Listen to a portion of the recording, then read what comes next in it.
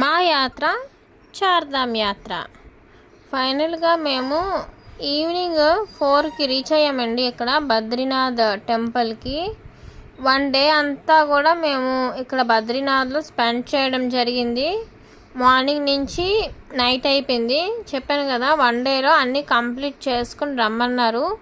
Morning వచ్చేసి మేము first మానా సరస్వతి నది పుష్కరాలు, నెక్స్ట్ ఆఫ్టర్నూన్ బ్రహ్మ కపాలం, నెక్స్ట్ థర్డ్ ఇప్పుడు ఈవినింగ్కి ఇక్కడ బద్రీనాథ్ టెంపుల్కి రీచ్ అయ్యామండి. ఇదైతే ఈజీ, పర్వాలేదు. బద్రీనాథ్ మనకి యమునోత్రి గంగోత్రి అంత డిఫికల్ట్ కాదు. బై వాకింగ్ మనం ఈజీగా వచ్చేవచ్చు. టెంపుల్కి రావడం అయితే మేము ఈజీగానే వచ్చేసాము. బస్ పార్కింగ్ నుంచి ఇక్కడికి జస్ట్ 1/2 కిలోమీటర్ డిస్టెన్స్ అంతేనండి, పెద్ద ఏం కాదు. కాకపోతే మనకి దర్శనంకి ఏమంచి 2 లాంగ్ టైం అన్నది తీసుకుంది. 2 hours టైం టేకన్ తీసుకుంది. కానీ దర్శనం అయితే చాలా చాలా బాగా అయిందండి. ఇక్కడ మనకి బద్రీనాథ్లో విష్ణుమూర్తి దర్శనం ఇస్తారు.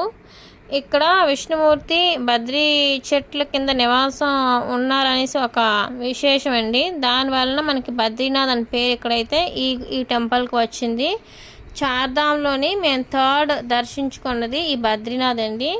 అలక్నందా నది తీరంలోని ఈ బద్రీనాథ్ టెంపుల్ అన్నది ఉన్నదండి.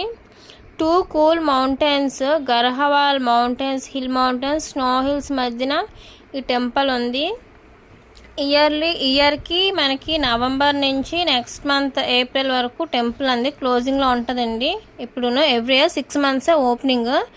అండ్ అఖండ జ్యోతి ఇక్కడ వెలిగిస్తారండి. క్లోజ్ చేసినప్పుడు మళ్ళీ ఓపెన్ చేసినప్పుడు మనకి దీపం అలా వెలుగుతూనే ఉంటుంది. అదే ప్రాముఖ్యత.